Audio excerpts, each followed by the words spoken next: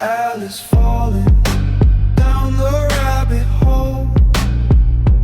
Alice falling out past what you know. Keep your eyes wide, stay in the glow. Alice falling, let the secrets show. Hello, everyone, and welcome to the Alice Falling podcast. I'm your host, Tammy, and with me, as always, is my awesome co-host, Dave. Dave, welcome. Thank you for having me. Pleasure to be here. Excited to be here with our guest Why are today. you so Go excited on. today? Well, tell them about our guest. Well, today we have investigative journalist, author, and director of Epstein Justice with us, Nick Bryant. Nick, welcome to the show. It's great to be with you. So Nick, as you know, we are a Canadian podcast. So I want to just give you a minute to kind of tell everybody in Canada who exactly you are. I've been an investigative journalist for a number of years. I was originally an academic, and I started to moonlight as a journalist in the 90s. And I left academia and moved to New York City. I'm from Minneapolis. I left Minneapolis and moved to New York City about 30 years ago. And I've been a freelance writer, investigative journalist, and about 3 years ago, I started a nonprofit organization called Epstein Justice. And I'd written a lot about Epstein. And what we want with Epstein Justice is what we're seeing now is a dog and pony show in Washington, D.C. And what we want with Epstein Justice is an independent congressional commission. An independent congressional commission can decouple itself from politics and devote itself to an investigation that's unimpeded by the political will of our politicians. And that is the only way we're going to have any kind of justice with Jeffrey Epstein. An independent congressional commission, it's very simple what we want. An independent congressional commission would have two objectives. The first objective would be, why did our government cover up child trafficking? And the second objective would be to prosecute the perpetrators. Very simple baseline morality. And so in regards to that, because I mean, I think at this point, you know, we've in terms of what's happened with the Epstein case, I think we've kind of talked it to death via the media and, you know, all sorts of Netflix specials and everything like that. But, you know, obviously we're all aware that there is some political involvement. How do you see that playing out? Well, as I said, Epstein Justice is up against, I think, two big hurdles. The first hurdle is Americans have been conditioned to think that they can't make a difference.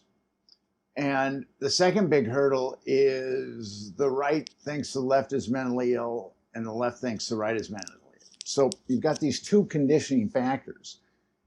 When actually the Bush administration, the Obama administration, the Biden administration, and the Trump administration, they've all covered up Epstein, all of them. So the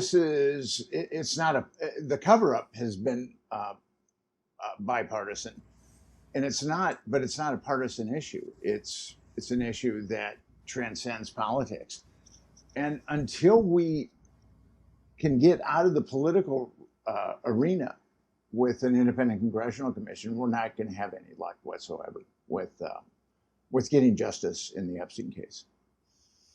I agree very much with you on that. I think politics has to be kept away from it, and I think there needs to be just some honest people that really start to heavily look into this. Because I posted on X today. It's been 2,211 days since Ghislaine Maxwell was arrested for trafficking hundreds of kids to seemingly nobody. The fact that there's been no justice served whatsoever is mind-boggling to me, and it's obvious at this point. I think that they're covering things up. I want to give you some time to talk about Epstein Justice a little bit more in depth, but I want to keep it fresh in people's minds. So I want to hit that kind of towards the latter half of the episode. You've done a lot, and I've been following you for a while, and have read your books, and a few of the books, anyways, and listened to a lot of your podcasts.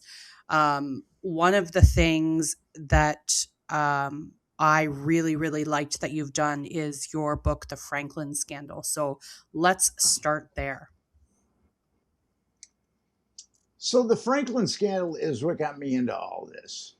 And I was pitching an editor stories in New York, and he said, pitch me dark stories. And I kind of, threw it Nazis, Satanists, how dark do you want to go? And I'd written about some very dark things.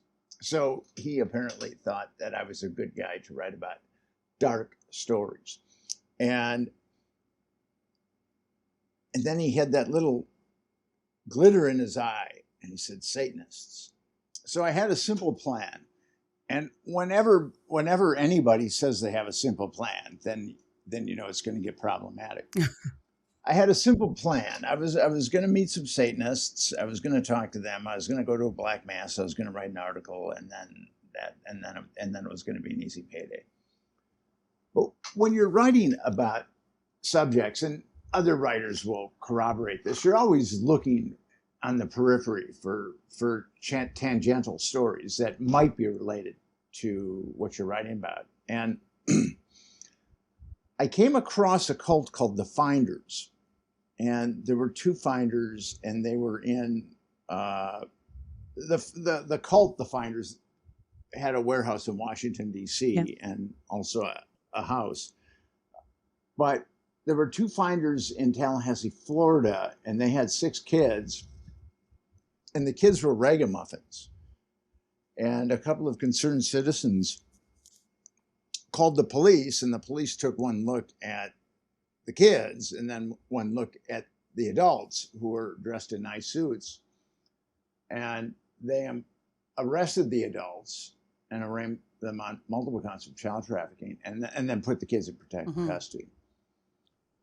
And a doctor had said that 2 of the kids showed signs of sexual abuse. So when this went down, the Washington, D.C. police called the Tallahassee police and said that we've been looking into the Finders for quite some time. We've heard that there's child abuse and also an unsolved murder. And at that point, U.S. Customs got involved because I think that there might have been some child abuse material in the van. And so U.S. Customs and then the D.C. Police Department executed a search warrant on the Finders warehouse. And they found that there was a lot of pictures of naked children and pictures of other unsavory things. And there was a telex about the Finders buying 2 kids in Hong Kong. I mean, it was kind of a house of horrors. And the lead investigator was Ramon Martinez, and he was with U.S. Customs. He was a U.S. Customs agent. And they found all this incriminating material, and nothing was happening. So he went to the D.C. police, and he said, what's going on? And the D.C. police officer said that the Finders had become a CIA internal matter, and that was the end of the investigation. So, the CIA is not supposed to operate in the United States. I mean, that's never stopped them, but their mandate is not to operate in the United States. And they've certainly partaken in some nasty experiments in yes, Canada. they absolutely did. Sorry, did it come out that a bunch of them just got let go after they found out that it became a CIA matter? Yes, the kids were eventually repatriated with the cult, and then the two guys were let out of jail. Now, Unbelievable. And and that blew my mind. That because I kind of thought I knew how the world worked, and I was shocked that document, that U.S. Customs report, really shocked me, because that was not the world that I had. It was not. It was a different paradigm. yeah. Than the paradigm that I was living in. So my quest to understand that document, there was a network that was, there was a lot of internet innuendo about a network like that was in Omaha, Nebraska. And at this point, the magazine wants nothing to do with me. Because I've shown them the finder's report, and the guy said, "Well, Nick, I'd really like you to stick with the the original story." But I that's one of my problems as a journalist. I don't like to stick to the original story. So I went to Omaha, and I was a little skeptical. I knew that something had gone down in Omaha, but the big picture was that this was a CIA operation too, and that it was connected to DC, to a powerful lobbyist in DC called Craig Spence. And he had a mansion that was ready for audiovisual blackmail, and that's where a lot of these parties went down, with these pedophilic parties. And I went to, and that the feds had covered this up. And I went to Omaha knowing that something had gone down, but I was somewhat skeptical of the rest of the narrative. And then when I was in Omaha, I started talking to people, and I got some documents. And I talked to a victim, and I got to one of the blackmail photographers. And I talked to someone who worked in Child Protective Services in Omaha, and what she told me was horrific. And I talked to an attorney that represented some of the victims, and what he said was really horrific.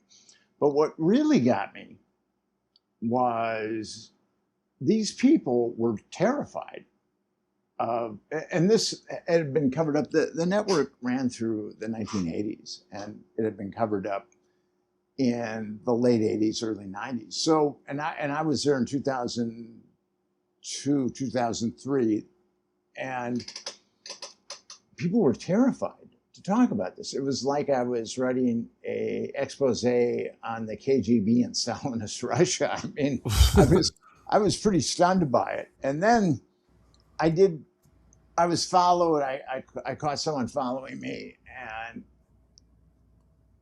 they were initially subtle, but then once I caught them following me, they weren't so subtle.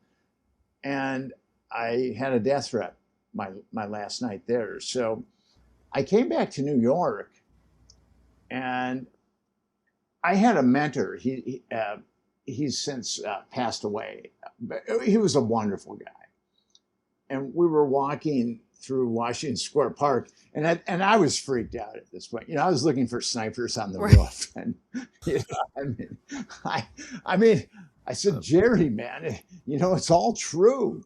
I mean, they were flying kids around. It's connected to intelligence. The feds covered it up. They were plundering Boys Town, blackmail. It's true. And then we sat down on a park bench, and he was just a wonderful guy. I loved him as much as I can love anybody. And he said, Nick, this is going to be a dangerous story, and if you don't want to pursue this, I won't have any.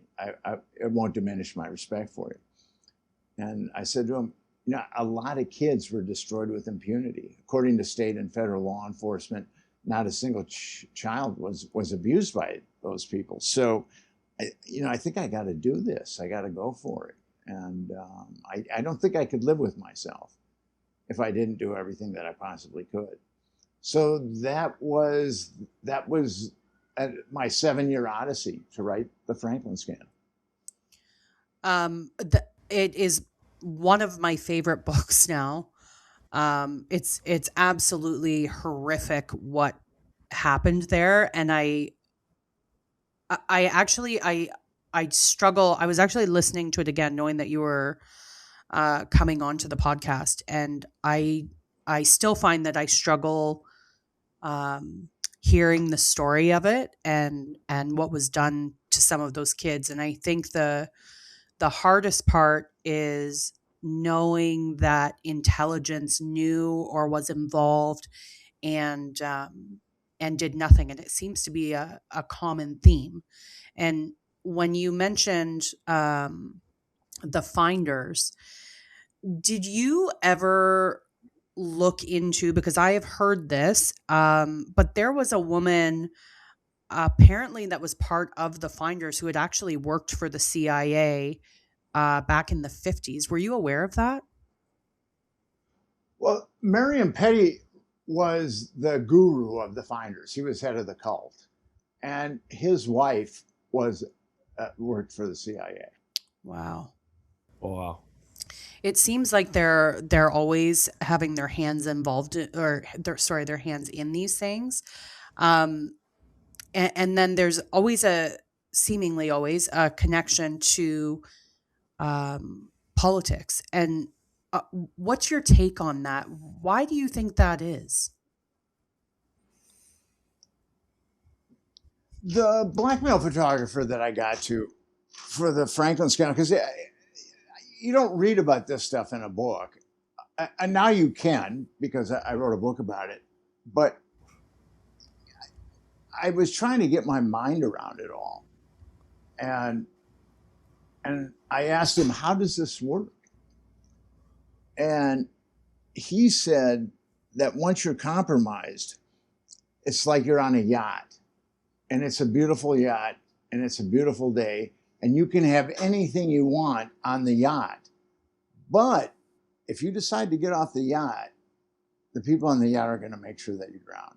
And that's what happens with our political system, is people are heavily compromised.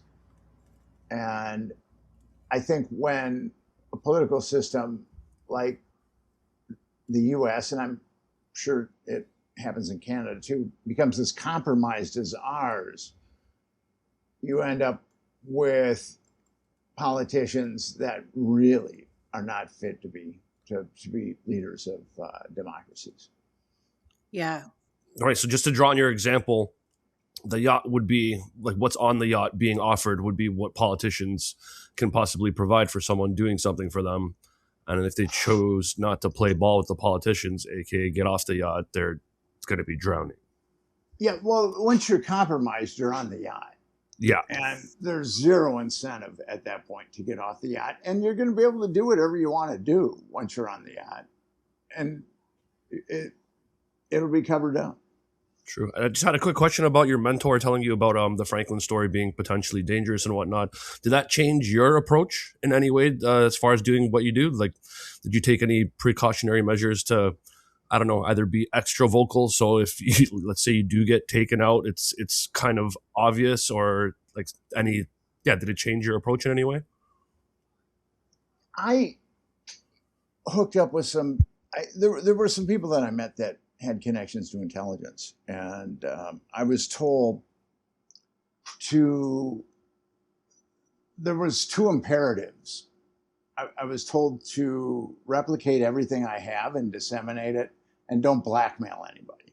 So that was, and I adhered to that. If I got some documents, I ended up with there were 2 grand juries that were used to cover up the Franklin network, and with a grand jury, a special prosecutor is chosen, and the special prosecutor, grand jurors, I mean, a grand jury has that ring of like the gods of jurisprudence have spoken. I think only the US and Liberia, that bastion of democracy, are the only 2 countries that still have grand juries because they're so easily to corrupt. a special prosecutor is chosen to oversee a grand jury, and grand jurors are just people that have shown up for jury duty that have been funneled to a grand jury. And anything, whatever the special prosecutor wants, he's going to call the witnesses that he or she deems are appropriate and show the grand jurors the exhibits, the evidence that he or she deems appropriate, so they can really twist the grand jurors. And there was a New York Supreme Court judge, it's a famous quote, it said, special prosecutors of grand juries have so much power over grand jurors that they could get them to indict a ham sandwich. So yeah. I had like all these documents. I ended up with thousands of documents, and I ended up with lots of interviews.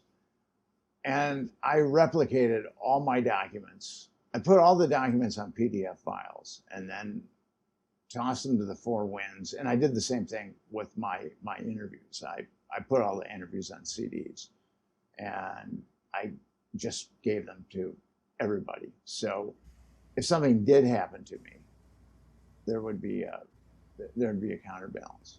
All right, and their problem wouldn't be solved. So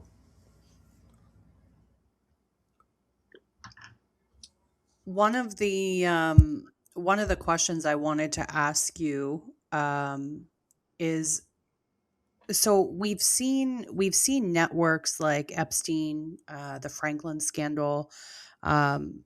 We've seen this time and time again, and there was many before. Obviously, we talked about the Finders. There was North Fox Island with Francis Sheldon, Gerald Richards, and Adam Starfield, and then even over in, I think it was Belgium, the Dutroux murders, and then in Canada, we've had multiple billionaires and millionaires very recently, like in the last 2 years, arrested for being part of networks like this. So we had Frank Stronach, which should be the biggest story in Canadian news right now, because he's currently in trial and has been found guilty on several charges. But him, and then another, his name escapes me right now, but another one from Montreal. And we keep seeing this this kind of repeated pattern.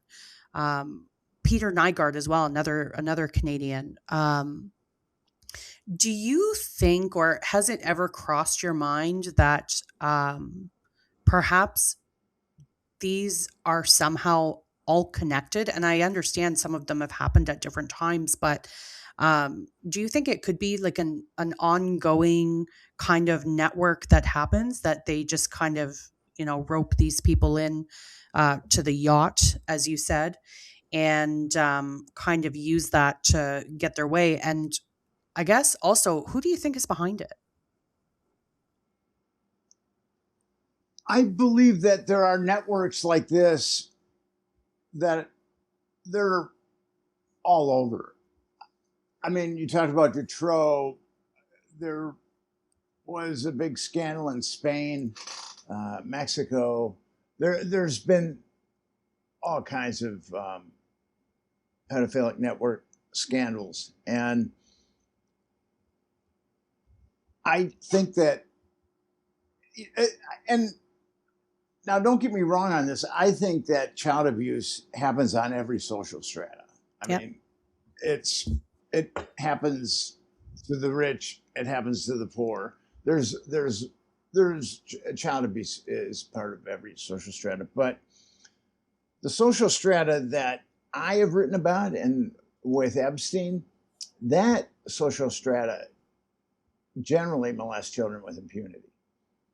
And that's why I couldn't let go of the Franklin scandal, because I believed hundreds of kids had been molested with impunity.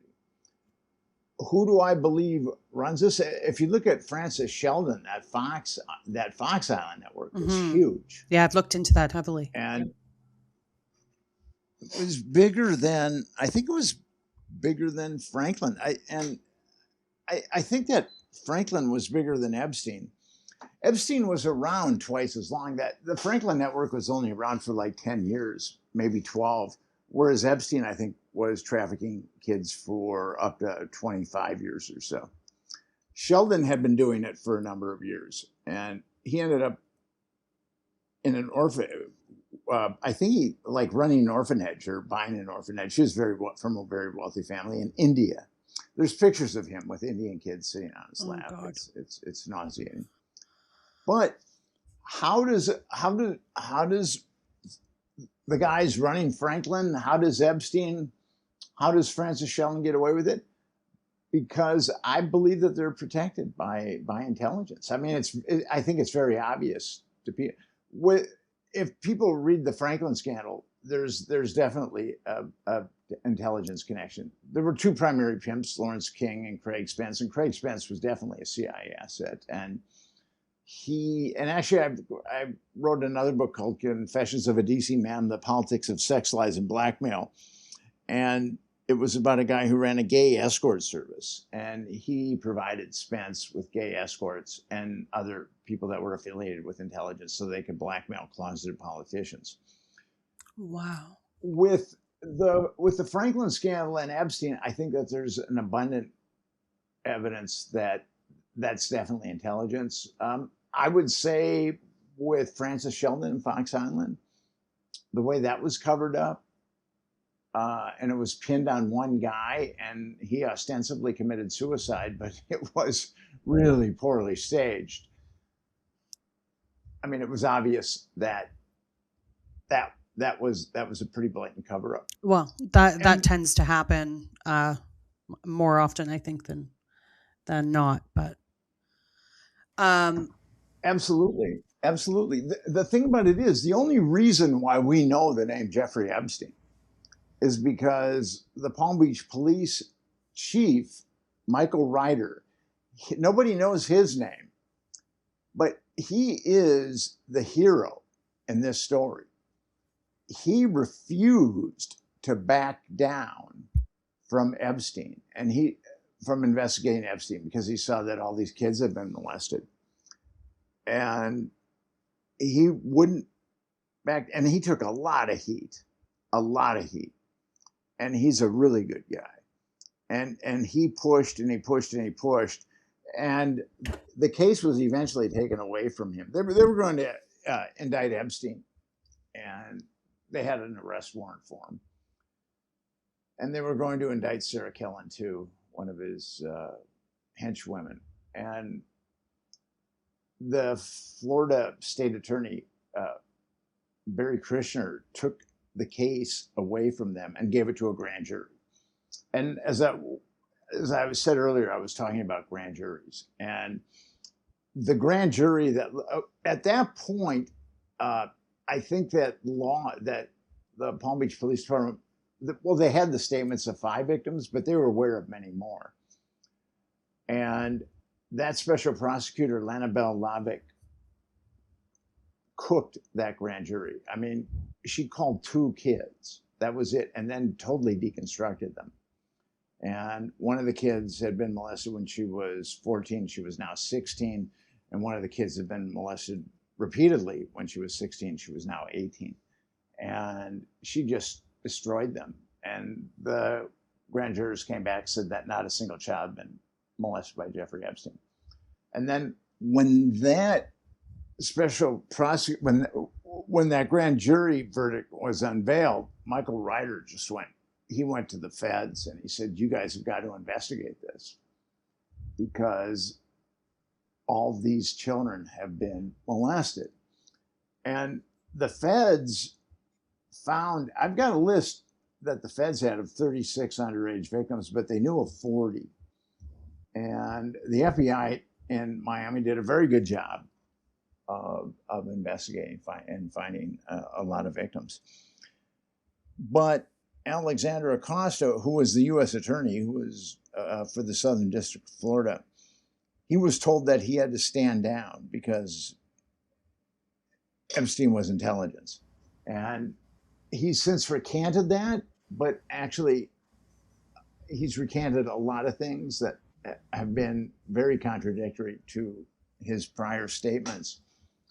But there's only 2 people in the U.S. government that can tell a U.S. attorney to stand down. One is the Attorney General and one is the President. And at that point, the Attorney General was Alberto Gonzales, and the President was George Bush too, the cognitively challenged George Bush. And so that order emanated from the pinnacle of the U.S. political system. So when you say that the CIA, or we'll say intelligence, is involved, what does that mean? Because I think, it's easy to say intelligence is involved, but to what end? Do you think that they're entirely responsible for creating these rings, or do you think that they know of them and they allow it to happen for blackmail purposes? Like, what do you think is the extent of their involvement in it? Or even possibly just achieving government policy regardless of who's in office? I mean, political blackmail isn't something that's new. And when Alexander Hamilton was having an affair with a 23-year-old woman who was married, and her husband was blackmailing him, and then a muckraking journalist came across the story, and he outed Alexander Hamilton for having this affair. And then he went to Jefferson, and Jefferson and Hamilton really had a lot of antipathy towards each other. And he went to Jefferson, and Jefferson had just become president. He was the third president. And the muckraking journalist felt that Jefferson owed him an appointment in his administration because he outed Alexander Hamilton. And Jefferson didn't give him an appointment. And then he outed Jefferson Jefferson had owned a slave. And there, according to DNA, there's progeny from Jefferson and that slave. Her name was Sally Hemings. Wow. So now it's very easy to blackmail people because you got pinhole cameras. It's high tech. And the CIA, or some dark malignant corner of intelligence, when I say the CIA, I mean some dark malignant corner of our intelligence, it's power. It's all about power. Mm-hmm. And they have a tremendous amount of power.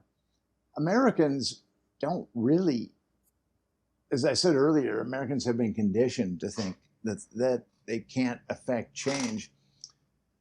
And the Canadians too. Canadians too. Yeah. And like with the lies that led to the Iraq War, the cognitively challenged George Bush, those lies were really disingenuous. And actually, they were being exposed on the internet in real time. So we went to war, and Saddam Hussein didn't have weapons of mass destruction. No heads rolled. The financial meltdown where millions of Americans lost their homes and many lost their businesses, and just devastation. No heads rolled. Nothing happened. Edward Snowden comes out with those revelations about how Americans are being spied on. Nothing happens. The COVID virus is traced, a lot of people would argue, to the Wuhan lab, and the CDC and USAID was giving money to that particular lab. Nothing happened. No heads rolled. Right. So there's a reason why no heads rolled, and that's because our politicians are very controlled. Now, with these, the Oversight Committee is investigating Jeffrey Epstein, and it's just a dog and pony show. And the Oversight Committee didn't call Les Wexner to Washington, D.C. They actually went to Ohio to hold their hearing with Les Wexner. I mean, that should show you who has the power.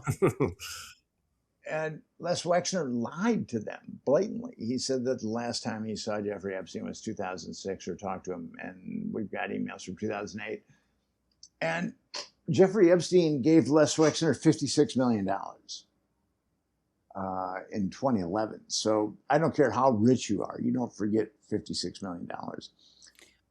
These are lies that are very easy to prove. I mean, the New York Times wrote an article about the $56 million, and all you got to do is look at the emails that have been released, and you can see that Wexner had a dialogue with Epstein after 2006. Well, Les Wexner is his, in my opinion, is his own brand of evil, and Epstein is not the only person in terms of sex trafficking that he's kind of been involved with. He was also involved with the Bronfmans, who are responsible or partially responsible for the NXIVM sex cult that happened in Vancouver, where they were trafficking. It was upwards of 16,000 people, women and children. So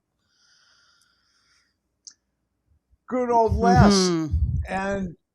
And actually, he and Epstein were lovers, which is What? kind of a Whoa. yeah. He and Epstein were I'm lovers. going to need you to expand on that one, Nick, because that's one I haven't heard yet. Yeah, they had some kind of thing going on between them. All right.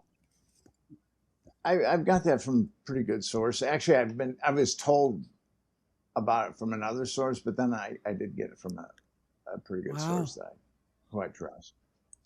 All right. Well, Sorry, Les, go ahead. I just want to finish this point with so Les Wexner has lied to the Oversight Committee, and the Oversight Committee knows that Les Wexner lied. Now we know that the Trump administration isn't going to indict anybody because the Trump administration has said that Epstein and Maxwell had no cohorts. So, but what these Democrats can do is put in referrals for indictments. They can put it on the record. If you lie to Congress, it's a felony and it's punishable by up to 5 years in prison. They can put it on record and say, this is a referral for indictment for Les Wexner because he said he lied about this. This is a referral for an indictment for Les Wexner because he lied about that. They're not even doing that. So it really shows you that it is a dog and pony show, signifying nothing. And now a word from our sponsor. Alice Falling is brought to you by The Based Company. Check out our line of Awake t-shirts made in Alberta, Canada, and explore a world of hidden knowledge and declassified documents. Visit us at estunknown.co. Nice. I was going to say, let's go back in the life of Mr. Nick Bryant. And so you finish up with the Franklin scandal. And what do you see when you look at Epstein? Do you see like the same blueprint that draws you to the story? That, like, how did you end up there? And then for those listening in Canada, Nick is the reason why we have Epstein's Black Book on the internet, or why we got it when we did. But yeah, just my question is like, what drew you to that? You saw the same formula? You wanted to continue? Well, I didn't want to continue, that's for damn sure. But I spent 7 years on the Franklin scandal, and when it got published, I live in New York City, which is expensive. When it got published, I had about a year's worth of money, and I thought to myself, I can get something going with the Franklin scandal, either through Hollywood or boost its sales somehow, because I'm a pretty tenacious guy, and I'm like that. I'm not a plan B guy. I'm just not. I always make plan A work. Well, in this case, plan A did not work. And I ended up going through some really hard times financially. The Franklin scandal got published in 2009, 2010. And I went through some really, because we couldn't get anybody to buy it. And podcasts have evolved a lot since 2009, 2010. But for the most part, I was getting interviewed by people that had some psychological problems. I'll put it that way. And we couldn't, basically the story of the Franklin scandal is the story of Epstein. The government is covering up child trafficking. The government is aiding and abetting child trafficking. If you cover up a crime, you're aiding and abetting child trafficking. So No one wanted to hear that message at that point, and my family didn't. Well, my family really doesn't read anything I write, but they definitely stayed away from that one. And so I was really, I was in a tough spot financially, but I saw what had gone down in Florida because I knew that there were, you could read that there were multiple victims, and then that grand jury had said that Jeffrey Epstein hadn't molested a single child. So that same dynamic was being repeated from the Franklin scandal. And I felt like I had to go down there. I knew this universe very, very well at this point. And I really felt like it was some kind of moral imperative. And I was pretty exhausted. I really didn't want to investigate another network, but I went down to Florida. And I was down there for a while, and I ended up getting Epstein's Black Book. And in 2011, that's when I went down there, October of 2011. And that was a score. And that Black Book just opened up a whole vista for me. Of there's a lot of victims in the Black Book, and then the rich and powerful that are in the Black Book are kind of daunting. And so I got the Black Book, and I started calling victims first. Victims, Epstein used euphemism for victims. It was massages. So I started calling, and then I talked to, the first call was kind of strange. I talked to the mother of a girl that Epstein had molested when she was 13. And the mother asked the girl questions. I would ask the mother questions. She would ask her daughter questions, and then she'd reply through me. She wanted to protect her daughter, but she was willing to help me. And so she was 13. She said she was 13, which the cover story on Epstein was that the youngest one was 14. I've since discovered that they were actually kids younger than 10. Oh my gosh. With Epstein. And then I started calling, and then I talked to a woman that talked about being flown around and then flown to an island. And then I realized it's very similar to the Franklin network. It's these powerful guys. They always have an island, it seems. Well, the Franklin guys didn't no, have an they island, didn't. But Nygaard K and North Fox. Yeah. So I came back to New York, and I thought that I mean I had the Black Book. I mean the house manager had stolen it and circled the guys that he said were perps, and I had probably under massages there's probably like 175 different people, and not all of them are underage girls, but a lot of them were. And I thought for sure I could sell it, but I couldn't. No one wanted to touch it. And finally in 2015, in the interim, I got the flight logs too.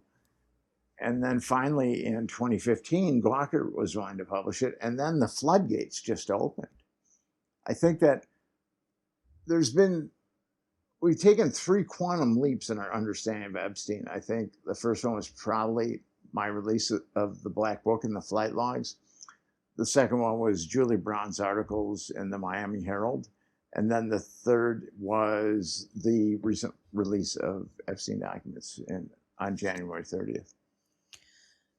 With the release of the Epstein documents, has that changed anything for you? I mean, I have to believe you've gone through them. I know I spent countless hours going through them, searching for just anything and everything. And some of the stuff is horrific, but how did that kind of change things for you? Because you've kind of been in this since before anybody really cared you were chasing it. And now, it's out there. Well, I knew that there were kids that were under 14 years old for sure. I knew that. And I knew that some of these pedophiles were very, very sadistic to these girls. And that was something that people didn't want to hear. But the Epstein files have certainly corroborated everything that I've said. And they've shown light on areas that I certainly didn't know about, but they've also corroborated everything that I've said. And I've taken some heat for saying that these girls were under 14 years old, and some of them were under 10. And the files have shown that Jeffrey Epstein was definitely, he was getting pics of 10-year-olds and 11-year-olds. So that has really, that's corroborated everything I've said. Nick, how does it feel to know that that you're named in the Epstein files a lot? Well, that was kind of strange. I wasn't anticipating that, but I'm named in a good way. I've seen emails from Leslie Groff to Epstein. Nick Bryant's calling around again. He's a journalist, and that's got to be kind of surreal, no? Yeah, well, that was kind of, I found it to be interesting. I started after I called a number of the victims, I started calling Epstein's inner circle, and nobody really picked up. But I did get a hold of Sarah Kellen, and Sarah Kellen tried to tell me a tale of woe of how mean the media had been with her, and I really couldn't co-sign that. And it was a relatively brief conversation. And when she found out that I was not going to be sympathetic to her plight, and at some point, we don't know who sent the first volley of emails, but someone sent an email to Epstein's inner circle. Everybody's name, the names aren't redacted except for the person that sent it, and it said that there's a journalist calling around, be aware, and then they had my picture of what I looked like. And then, Leslie Groff emailed Jeffrey Epstein a couple of times saying, because I'd gotten fairly aggressive with calling people. So Leslie Groff had told Epstein to call me a couple of times. Were you like that? That's getting awfully close to the sun. Were you ever worried for your life? Like after you released that book, or when you were calling around, how were you feeling at that time? I went through the Franklin scandal, and I was going to do what I was going to do, and my adversaries were going to do what they were going to do. I could not really worry about what they were going to do. I could protect myself as soon as I got the black book, I made copies of it and sent it to the Four Winds. But when you're in an investigation like that, you've got to develop pretty thick skin, because you're dealing with pretty evil people. And I kind of had thick skin to begin with, but the Franklin scandal really made my resolve very steely. And I had been through all this with the Franklin scandal, the ups and the downs and the fear and the anger and all this stuff. So I really wasn't feeling a lot of emotion when I was investigating Jeffrey Epstein because I'd already been through it before. That's fair. If I hadn't been through it before, then that probably would have been a different story. That's an excellent mindset to have. Nick, I just want to get your opinion on a set of emails that got released in that drop that sparked my attention, specifically the one from Jeffrey Epstein to Peter Thiel, where he states, as you may know, I represent the Rothschilds. And then there's another set of emails going back between Epstein and Catherine Rumler, Obama's former advisor, where Epstein's pretty much getting her to negotiate a non-prosecution agreement for an Edmund de Rothschild bank pertaining to tax violations that bank might have had. So just that being said, and given like the scope of what was going on and the charges on Epstein, we're pretty much looking at someone, or Epstein himself, giving up who he works for. And nobody seems to care. Like, is it very that persona non grata to mention that last name when it comes to this investigation and this network, or is anybody talking about it behind the scenes? Your thoughts? Well, the fact that Epstein was working for the Rothschilds was definitely. I mean, one of the Rothschilds is listed in the Black Book, but I'd heard that there was some antipathy between Epstein and that particular Rothschild, but maybe not. I don't know. But I think Epstein was involved working with a lot of different entities. There was a Palestinian hacking group called Handala that got a hold of a bunch of Ehud Barak's emails, thousands of them. And in those emails, Ehud Barak and Jeffrey Epstein are putting together arms deals or cyber security deals. And they're working very closely with Israel. So you got the Rothschilds, you got Israeli intelligence, and Ehud Barak was the former prime minister of Israel for a couple of years, and then he was the defense minister for a number of years. And he and Epstein are working very closely with putting together these arms deals.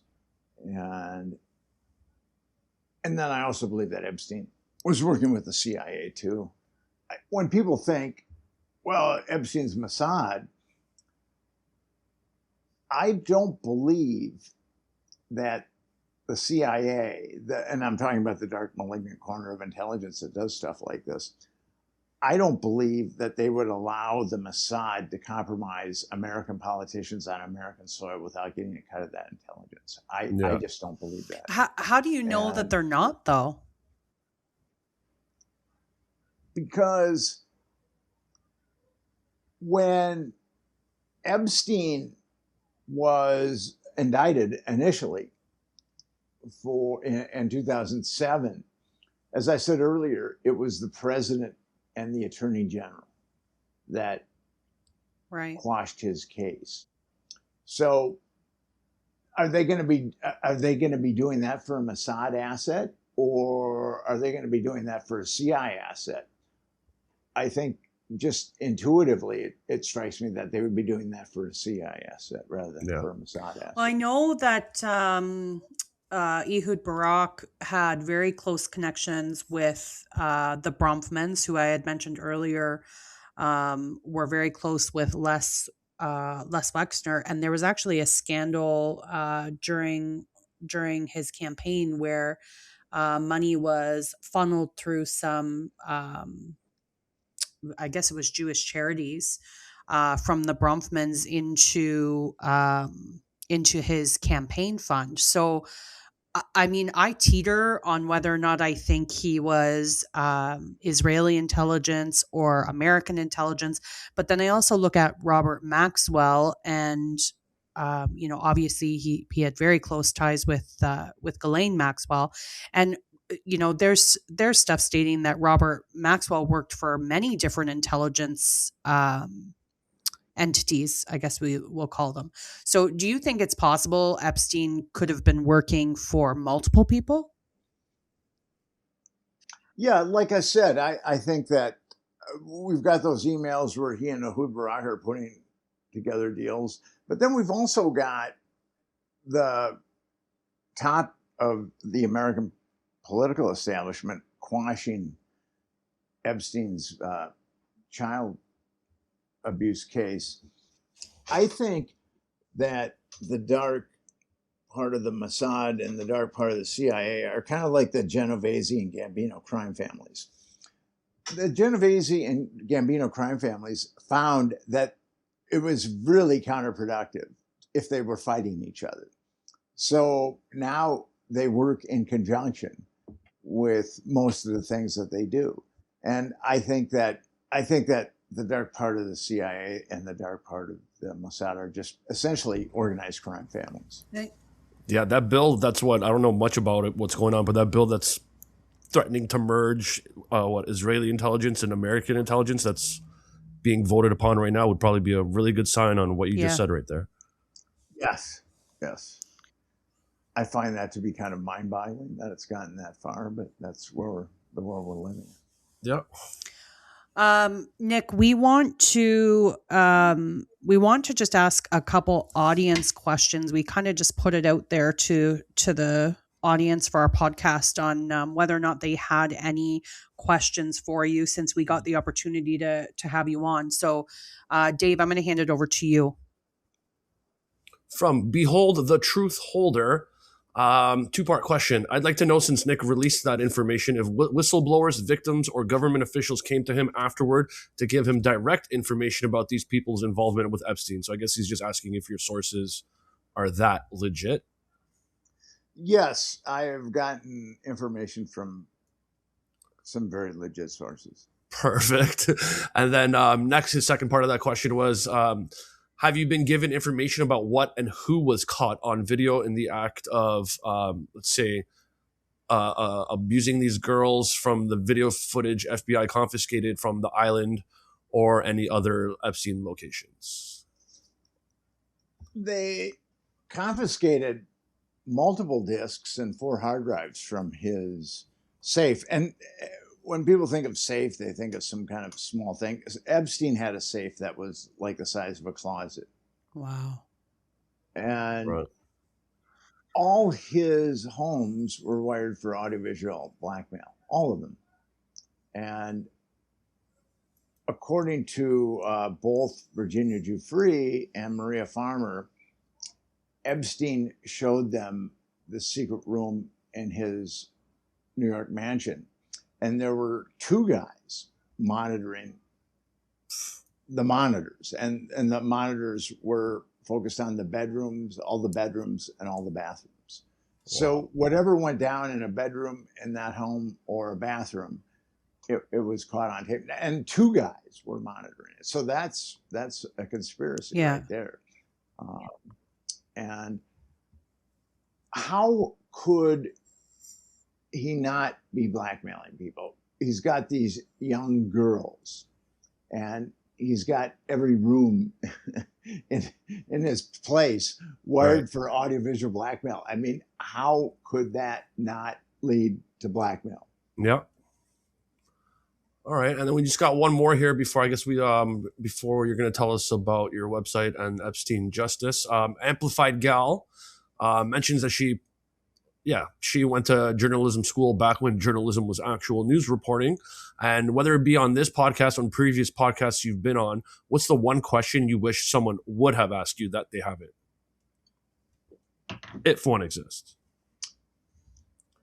I think that these investigations of mine have been so multifactorial that there isn't one definitive question that someone can ask me. I appreciate people just allowing me to talk about my experiences without kind of butting in. And you guys have been great about that, by the way. Thank you. Thank you. But yeah, I don't think that there's one definitive question. I only took one journalism class in college, and I found it unbelievably boring.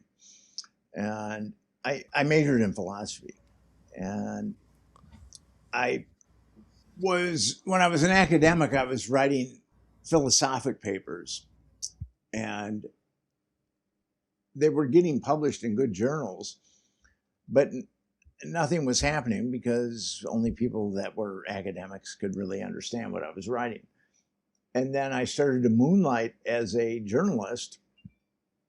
And I was telling you guys before we started that I proved that there was a serial killer. I'm from Minneapolis. I lived in New York for 30 years. I proved that there was a serial killer in the Twin Cities, Minneapolis, St. Paul, killing prostitutes. And that was rewarding for me because a task force was ultimately formed because of the article that I wrote. So I got into journalism kind of by it was a haphazard thing. And I didn't really like the academic environment that I was in, that I'd been in for about 5 years. So I continued writing articles I continued moonlighting as a journalist. And then I moved it to New York in 1995, and that I've been a freelance journalist ever since. Well, I am a big fan of the work you've done. I have been down a human trafficking rabbit hole for several years now, and it's something that's pretty near and dear to my heart, and I do try to raise awareness as much as I can. So I very much appreciate the people like yourself that are out there kind of on the front lines, raising that awareness full time. And on that note, you are the director of Epstein Justice. And for everybody in Canada, because I think it's a bigger thing in the US than here, but if you can just tell everybody kind of what this is all about, what are you hoping to accomplish with it? I know you touched on it a little bit at the beginning, but I just kind of want to clear the way now for you to really talk about that and teach everybody. Epstein Justice is a 501c3 that I started, and the associate director is Alicia Owen. And I met her in Omaha. She was she was trafficked when she was a kid, when she was an adolescent. I was sorry to interrupt you. I was just about to ask that because I immediately recognized that name. That's amazing. And Alicia, actually, I just talked to Alicia for about an hour today. She's a wonderful woman, but there were two kids. There were two bogus grand juries to cover up the Franklin scandal. And one was a state grand jury and one was a federal grand jury. And the FBI came in and really pressured these kids to recant. And Alicia wouldn't recant her abuse. And she was sentenced to, she was indicted on perjury, 8 counts from the state and 8 counts from the feds. So she was looking at 200 years. We're talking about a kid now. She's 18, 19 years old. And she's looking at 200 years in prison because she won't recant that she was molested by a bunch of sick, twisted, depraved rich people. And there's a kangaroo court. The chapter in the Franklin scandal where I get into her courtroom battle is the biggest chapter, and she was sentenced between 9 and 15 years for 9 to 15 years in prison for perjury, and the authorities really tried to destroy her. They put her in solitary confinement for 2 years, and she is an associate director of Epstein Justice, and I really have just deep respect, and I love Alicia a lot. But what we're doing is we have a webinar, and maybe you could put the address for the webinar. I can send it to you. We have webinars once a month. We have a Facebook page. We have a petition that has over 91,000 signatures at this point. And ultimately, what we're doing is we're putting pressure on the politicians to vote for an independent congressional commission. And independent congressional commissions can completely decouple themselves from the political process and have an actual investigation with integrity. Because what we're seeing now, the investigation of the Oversight Committee isn't being conducted with integrity.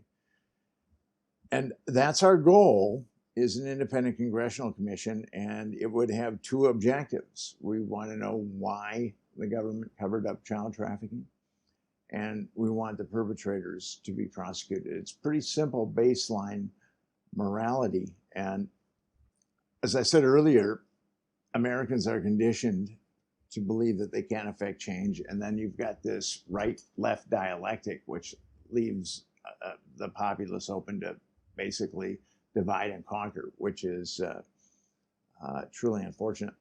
But we're trying to bring everybody together with this. And children being molested with impunity, if that can't bring the right and left together, nothing is going to bring the right and left together. I think that this is the only issue that can actually unite the right and the left, that children shouldn't be molested with impunity. So I'm confident about this. I started working on the Franklin scandals 23 years ago, and I've written a lot about child trafficking. I've spoken at a lot of conferences. I've given many, many interviews over the years on child trafficking, and we're never going to be able to eradicate all child trafficking. It's just not going to be possible. According to the Centers for Disease Control, 25% of American girls and 5% of American boys have been molested when they were underage. And if you go with those numbers, and people in the field think it's slightly conservative for girls and extremely conservative for boys. But if you go with just the CDC numbers, you've got over 50 million Americans who have been molested when they were minors. And what makes the Epstein case, there's a number of things that were why we need justice in the Epstein case. We need to clean out our government, a government that's covering up child trafficking and kids getting molested. I mean, it needs to be fixed. I mean, that is a government that can no longer adequately serve the American people. That's just the bottom line. But you've got more than 50 million Americans who have been molested as minors, and most of them are not going to see justice. But if they see justice fail in the Epstein case, they are going to lose all hope that they can possibly have justice. So the Epstein case is really important. It's really important for our society to clean out the pollution of our current political system. And it's really important for victims of sexual abuse to see that people will be prosecuted for Epstein. Mm-hmm. That's really important. And Epstein Justice is the only organization out there that has a plan. There's an organization out there called World Without Exploitation that has a number of Epstein survivors. But I wrote an article about World Without Exploitation. You can read it on Zero Hedge, and I get into the World Without Exploitation and how they're funded, and it's a very suspect organization. What makes you say that? The woman who founded World Without Exploitation, she was caught suppressing evidence. Wow. In a case, and when she was an assistant district attorney, and she went up before a ethics panel, and she resigned 4 hours later. But the World Without Exploitation received a lot of money from Reid Hoffman, and millions actually. And Reid Hoffman was definitely an Epstein crony, if not an Epstein perpetrator. And there's this umbrella organization called Tides. World Without Exploitation. Epstein Justice has to file 501. We're a 501c3, so we have to file 990s. And all 501c3 organizations have to file 990s with the IRS to show that we're in compliance. But they don't file 990s because they're in partnership with Tides or sponsorship with Tides. I forgot the exact language that they used. And Tides gets money from USAID, the Ford Foundation, Open Society, Gates Foundation. And actually, there are a number of Epstein perpetrators that have given millions of dollars to Tides. Wow. And this is where this organization is getting a lot of its money.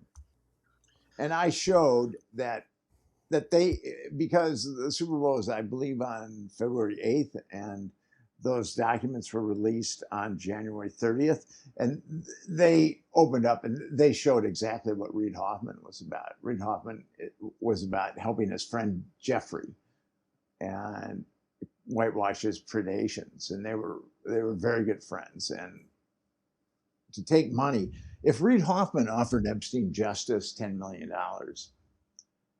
we'd turn it down. We wouldn't take any of Reid Hoffman's money. Wow. Because he's a complete scumbag. It's just so crazy And to I'm hear amazed this. that I got that article published. I mean, because the two women that run that organization are attorneys, and they're heavily financed by Tides and other. And then Reid Hoffman is a billionaire. I'm kind of.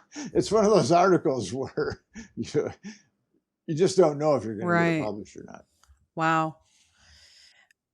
But Epstein Justice, we are a very grassroots organization. We do not know the billionaire class. We do not have connections to the Epstein class. But what we do believe in is doing the right thing. And we have a plan now, and it's not going to be easy because we're going to need a majority in the House and the Senate to get this independent congressional commission. And people told me that'd be possible, but we saw that a majority in the House with that discharge position with Massey and Ro Khanna, and ultimately that flipped it. So everybody voted for release of the files. I mean, and the Trump administration has lacked veracity about and hasn't followed the letter of the law. But what we want will circumvent the political system, and it's going to be hard. But this is a fight that's worth fighting. I mean, labor rights. When people started striking in the early 1900s, the government would actually send in the military to shoot them. Wow. or else they would hire the mafia to beat up the protesters. But ultimately, what happened there was unions, and unions have helped a lot of people.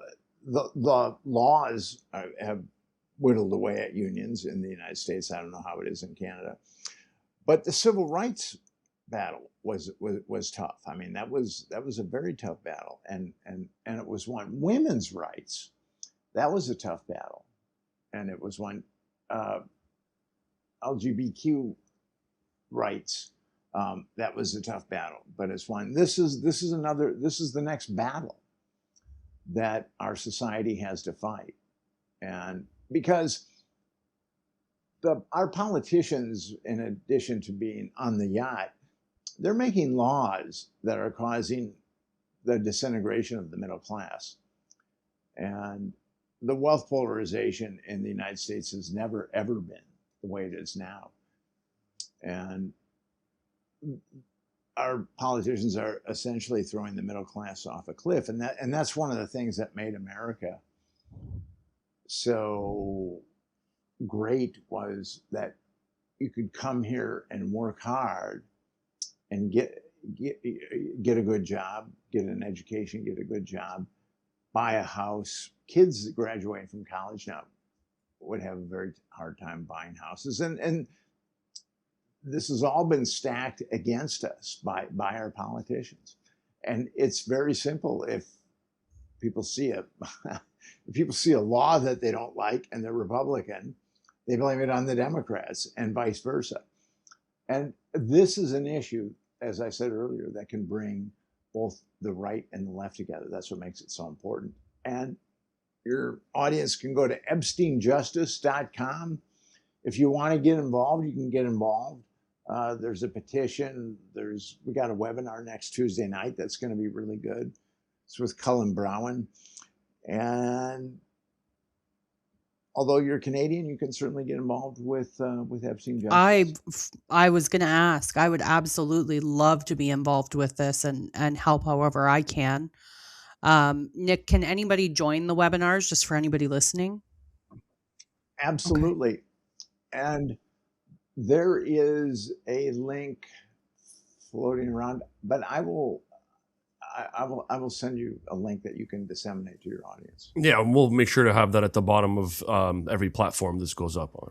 Yeah, the plan is to have this released on. So we release our episodes on Sundays. So we're going to have it out this coming Sunday, and we will make sure that we've linked everything for everybody. And hopefully there's lots of people that want to get involved. I know I definitely do. Nick, your books, you've written so much. Where can people find your books? Where can people support you? Do you have a Patreon? What do you have? I do have a Patreon. I had a podcast up until I started Epstein Justice, and I just couldn't do them both simultaneously.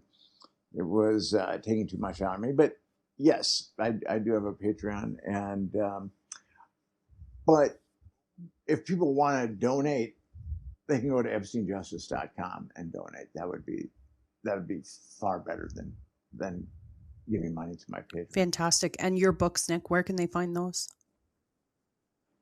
My books can be found wherever books are sold. You can find my books. Fantastic. I can tell you for sure he is on Audible. I've been listening to his wonderful voice tell me the Franklin scandal again. So anybody that listens to audiobooks, it's there. And I just had a book come out on audio I wrote a book about Watergate. The Truth About Watergate, a story of extraordinary lies and liars, and it really goes against the Watergate narrative that people have been brought up to believe. I was actually, go ahead. At the heart of Watergate is a CIA blackmail operation, sexual blackmail operation that people. It's been kind of conveniently written out of history, but there's been some really good books about it. I was listening to you talk about the Watergate stuff with Sean Ryan, so I'm excited to read that one. I have not read that one yet. For anybody that hasn't read the Franklin Scandal, I highly recommend it. Just an absolutely awesome book. Nick, any final thoughts for you before we kind of close it off? No, I'm good. I just, you can visit epsteinjustice.com. If you want to go to my website, it's nickbryantnyc.com. And visit both websites, and I'm sure you'll find information there that you'll find edifying. Fantastic. Thanks, Nick. Dave, any last thoughts for you? No, Nick, thank you for taking the time to talk to us. Honestly, the world would be a better place if there was more Nick Bryants in it. So thank you. And the world would be a better place if there was more Canadians too. Thank you. Yeah, no, hopefully we'll talk to you down the line once Epstein Justice makes some arrests and gets things done. Okay, Nick, thank you so much for joining us. It's been an absolute pleasure. I'd love to have you back, maybe in 6 months or so, just to touch base with you again on kind of what's going on with Epstein Justice. I hope I get to talk to you more and get involved with that. So thank you so much for joining us. It's been an absolute pleasure. Well, have a great night, you guys. Thank you. Bye, everyone.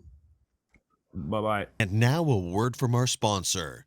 Alice Falling is brought to you by The Based Company. Check out our line of Awake t-shirts made in Alberta, Canada, and explore a world of hidden knowledge and declassified documents. Visit us at estunknown.co.